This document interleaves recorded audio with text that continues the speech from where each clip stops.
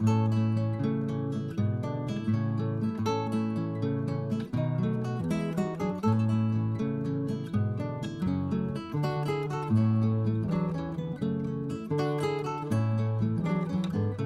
vous salue, chers frères et sœurs dans le Seigneur. Je vous salue, chers spectateurs et spectatrices. Et je vous souhaite la bienvenue à cette plateforme qui s'appelle Entrer dans la perspective divine. Mon nom est Victor Kabila Moulongo. Je reviens pour la dernière partie de ce sujet que nous avons intitulé « Consulter l'Éternel, ou nous enquérir de la part du Seigneur ». Nous avions parlé de la nécessité d'éviter le syndrome de projection de dons spirituels. Nous n'allons pas y revenir.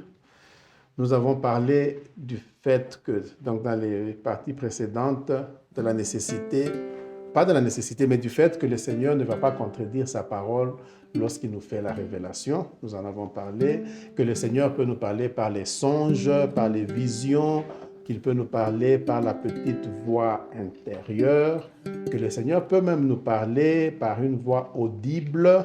Nous en avions parlé et nous avions parlé aussi de la problématique des signes du Seigneur qui nous parle, et surtout en termes de confirmation, par un signe donné qu'il manifeste quelque chose qui dans le naturel est improbable, mais que ça arrive comme signe de confirmation. Nous avions parlé de la problématique et qu'il y a dans la Bible des arguments en faveur et en défaveur et que nous avons besoin du Saint-Esprit pour nous aider dans quelle direction aller. Nous en avions parlé. Nous avions aussi parlé de la nécessité d'une confirmation par... En fait, c'est la partie dont nous devons parler maintenant. Je me rends compte qu'on n'en avait pas parlé. Donc, une des façons où le Seigneur peut parler, c'est par une confirmation ou une révélation que Dieu nous donne à travers une tierce personne. Cette tierce personne peut être un chrétien, ça peut être un intercesseur, ça peut être un dirigeant chrétien, ça peut être un pasteur, ça peut être un prophète. Et dans certains cas spéciaux, ça peut être même un non-chrétien. Peut-être parlons des non-chrétiens pour mettre cela hors du chemin. Il a, bien entendu, dans ce genre de cas, il faut beaucoup de discernement spirituel, hein, parce qu'un non-chrétien, il peut être plus facilement utilisé par l'ennemi pour nous induire en erreur. Mais il peut arriver que, parce que confirmation signifie que nous avons senti que le Seigneur nous dit déjà quelque chose, mais nous voulons nous assurer que c'est vraiment de la part du Seigneur que ça vient, que nous ne sommes pas en train d'être induits en erreur. Mais quand c'est un non-chrétien, il peut arriver qu'une personne vienne et nous dise quelque chose. Il n'est pas chrétien, il dit juste une phrase où il parle. Mais cette phrase-là s'attache à quelque chose qui était en nous et on sent même la petite voix intérieure dont nous parlions, qui peut être le Saint-Esprit, qui dit que voilà la protection que je te donne. Et on sent que Dieu vient de confirmer, ce qu'il m'avait dit. Mais comme je l'ai dit, il faut beaucoup de discernement parce qu'on peut être induit en erreur par l'ennemi. De manière générale, un chrétien mûr, et nous encourageons toujours chaque fois chaque chrétien doit mûrir, doit croître spirituellement. On ne doit pas rester bébé spirituel indéfiniment dépendant. Il y a toujours des leaders chrétiens au-dessus de nous, il y a des pasteurs au-dessus de nous, mais nous devons croître à une maturité spirituelle, chacun. En fait, le Seigneur attend cela de nous. Donc, chaque chrétien mûr doit pouvoir, la meilleure façon, c'est d'avoir une révélation personnelle que le Saint-Esprit nous a donnée, maintenant une confirmation à partir d'une tierce personne, qui peut être le chrétien, l'intercesseur, le dirigeant chrétien, le prophète, le pasteur, etc. Ce n'est pas moi qui l'ai dit, c'est la parole de Dieu. Lisons cela dans Jean chapitre 8, verset 17. Et c'est le Seigneur Jésus qui parle. Dans votre propre loi, il est écrit que le témoignage de deux est vrai. Ce qui signifie que ce n'est pas le témoignage de un, mais de deux. Donc avoir deux, c'est mieux que seulement la tierce personne qui vient nous donner un témoignage pour dire que Dieu a dit ceci, et puis on commence à agir sur cette base, si on est mûr, c'est le témoignage de un. Il faut que ce soit deux. Et si la première personne, c'est soi-même à qui Dieu parle, parce que Dieu est en relation avec chacun de ses enfants. Il parle à chacun de ses enfants. Maintenant, une deuxième confirmation par une deuxième personne. Lisons aussi 2 Corinthiens, chapitre 13, verset 1b.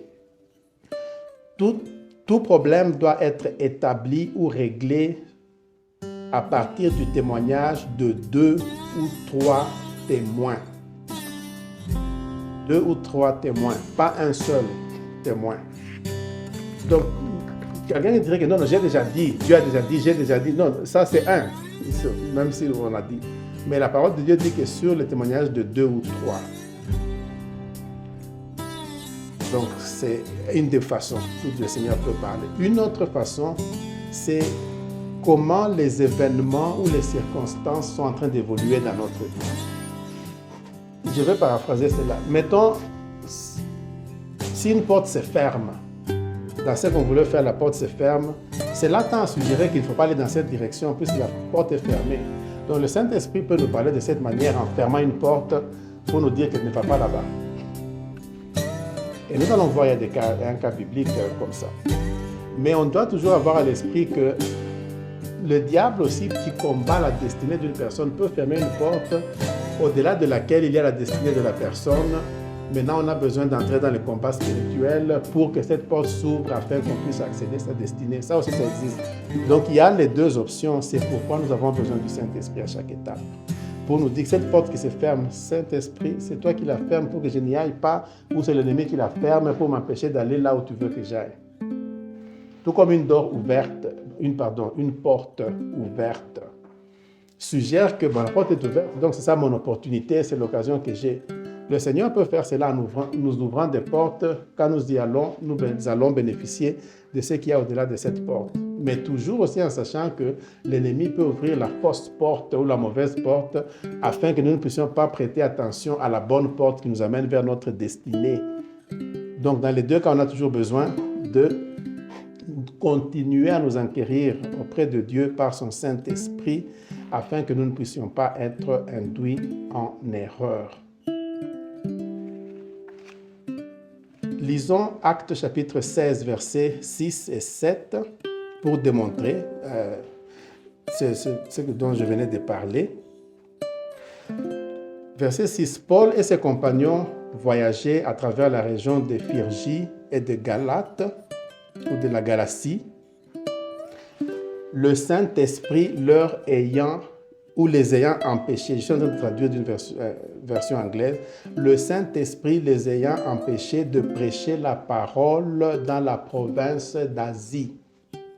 Ce qui signifie que dans l'optique de Paul et ses compagnons, ils voulaient aller prêcher l'évangile dans la province d'Asie, mais pendant qu'ils y allaient, le Saint-Esprit les en a prévenus, les a empêchés d'aller là-bas. Donc il a fermé la porte de l'Asie. Ce n'est pas spécifié comment, mais la porte était fermée, ils n'ont pas pu aller, ils ont changé d'itinéraire et ils sont allés dans une autre destination. Verset 7. Quand ils sont arrivés au bord de la Mysie, ils ont essayé d'entrer dans Bithynia, mais l'Esprit de Jésus ne leur permit pas de le faire. Donc encore à un autre endroit, ils ont voulu entrer pour prêcher l'évangile dans une certaine location. L'Esprit de Jésus, qui est le Saint-Esprit, ne leur a pas permis. C'est-à-dire à fermer cette porte-là. Donc il y a des façons où le Saint-Esprit nous parle. Il ne leur a pas dit, mais il a empêché qu'ils puissent entrer. Donc les circonstances telles que ça tourne, ça peut devenir une façon où le Seigneur parle. Mais comme on l'a dit, il faut toujours qu'on ait avec le Saint-Esprit pour comprendre les deux possibilités. Alors pour terminer, je voudrais attirer l'attention sur le fait qu'il y a un nombre de révélations divines qui nécessitent qu'on puisse encore les analyser, les travailler spirituellement afin de comprendre la signification profonde. Et ça peut être travaillé, quand on dit travailler spirituellement, c'est-à-dire prier, continuer avec discernement, chercher Dieu sur... Il a fait une révélation, mais quelle est la signification de cette révélation? Même les songes, par exemple, il y a des symboles, le symbolisme des songes. On peut être induit en erreur. Parfois, il y a des erreurs où on est honnête, on est sincère, Mais on a été induit en erreur au niveau de l'interprétation de la révélation du Saint-Esprit. Le Saint-Esprit a parlé, mais notre interprétation de sa révélation peut être fausse. C'est pourquoi on doit continuer à rester avec le Saint-Esprit et la parole de Dieu et tous les processus que nous avons décrits ici afin de ne pas être induit en erreur. Un des exemples est contenu dans Actes des Apôtres, chapitre 21, versets 10 à 15. Je voudrais paraphraser là, Acte 21, 10 à 15. Il est là question de Paul avec ses compagnons qui étaient dans à un certain endroit. Un prophète nommé Agabus est venu. Il a pris la ceinture de Paul. Donc il a pris sa ceinture. Il s'est attaché lui-même, ce prophète Agabus, les mains et les pieds. Et il a dit, voici ce que dit le Saint-Esprit. Le propriétaire de cette ceinture va être ligoté de cette manière que je me suis ligoté sa ceinture là à Jérusalem et on va le livrer aux gentils. La parole de Luc, qui est l'auteur en fait de Actes des Apôtres, dit « Nous avons commencé à demander à Paul de ne pas aller à Jérusalem. » Mais Paul a dit « Non, non, ne me brisez pas le cœur. Pourquoi vous êtes en train de crier à mon propos? Ne me brisez pas le cœur. Je suis prêt à aller à Jérusalem, être arrêté et même être tué pour la cause de Jésus-Christ. »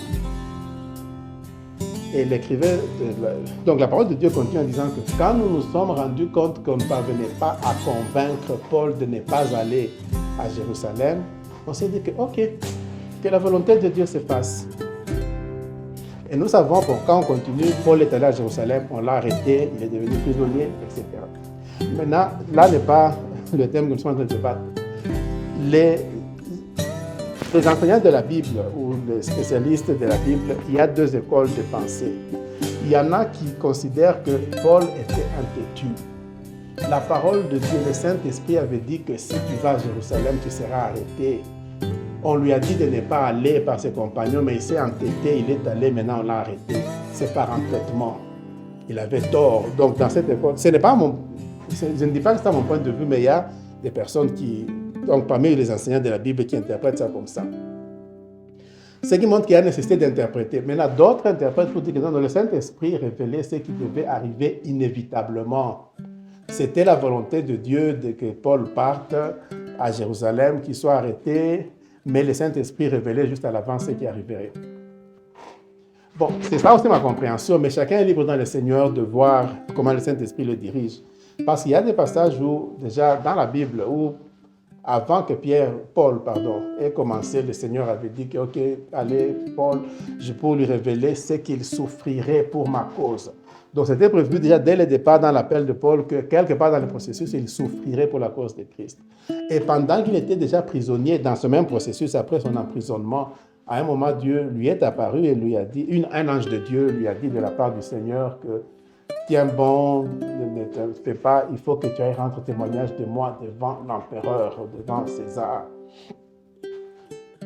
Donc, ce qui montre que c'était dans la volonté. Bien sûr, les autres peuvent dire non, c'était le plan B de Dieu, ce n'était pas le plan A. Mais bon, de toute façon, quoi qu'il en soit, c'est que nous avons besoin, dans certains cas, de pouvoir interpréter ce que le Saint-Esprit dit.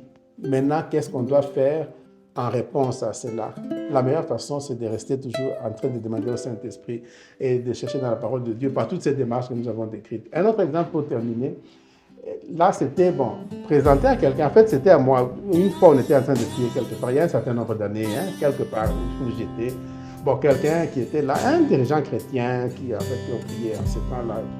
Je n'appartenais pas à son groupe comme tel, mais on a eu l'occasion de prier ensemble. Alors, il a dit, pendant que nous étions en train de prier, il a dit qu'il m'a vu mort dans un certain pays. Un des pays qui sont considérés comme des pays proéminents, des pays importants. Tous les pays sont importants, mais dans un certain pays. Alors, il dit que non, je te vois mort dans ce pays. Alors, il dit que ne va jamais dans ce pays, parce que le jour où tu iras dans ce pays, tu mourras. Bien entendu, sans effet au nom de Jésus, ce n'est pas... Maintenant, ce sur quoi je voudrais attirer l'attention, c'est le fait que ce qu'il a vu dans le songe, si le songe, dans la vision, si la vision était réelle, je ne suis pas sûr, bien entendu, mais supposons que c'était réel, lui-même a dit que je te vois mort dans ce pays. Mais voir quelqu'un mort ne veut pas dire qu'il est mort à l'arrivée dans ce pays. Quelqu'un peut aller dans ce pays, vivre pendant une longue vie et puis mourir et être enterré là-bas. Ça entrerait toujours dans le même cadre que je te vois mort là-bas. Ça peut signifier que tu mourras dans ces pays, mais ça ne veut pas dire que tu mourras dans ces pays à l'arrivée. Donc c'est un problème d'interprétation en fait à ce niveau, où je suis en train d'illustrer à ce niveau-là. Donc il y a des moments où nous avons besoin d'interpréter. Et l'erreur d'interprétation peut être commise parfois par la personne qui a reçu la révélation. Il peut arriver que la révélation est réelle de la part du Saint-Esprit, mais l'interprétation est fausse par celui qui l'a reçue directement du Seigneur ou au destinataire, celui qui reçoit, qui doit bénéficier de cela ou qui doit agir sur cela. Donc la nécessité de pouvoir interpréter ce que le Saint-Esprit dit dans certains cas. Donc c'est par là que je termine cette présentation en vous remerciant pour votre attention. Ce n'est pas exhaustif, mais c'était pour stimuler la pensée et que la réflexion, la méditation, que le Saint-Esprit continue à vous révéler davantage ce qui est spécifique à chacun d'entre vous, à chacun d'entre nous. Prions. Merci Saint-Esprit de nous révéler que nous avons besoin de toi à toute étape. Dans l'étape de prier, comment prier, dans l'étape de recevoir ta parole, dans l'étape de, quand c'est nécessaire, interpréter ce que tu nous révèles. Je te prie, Saint-Esprit, d'aider mon frère, d'aider ma soeur et de m'aider moi, que nous ne puissions pas être induits en erreur, que nous ne puissions pas nous tromper, que nous ne puissions pas rater les messages, les révélations que tu nous donnes, afin que nous puissions croître dans notre marche avec toi. Je te prie dans le nom de Jésus-Christ, notre Sauveur. Amen. Merci pour votre attention. Au revoir et à la prochaine.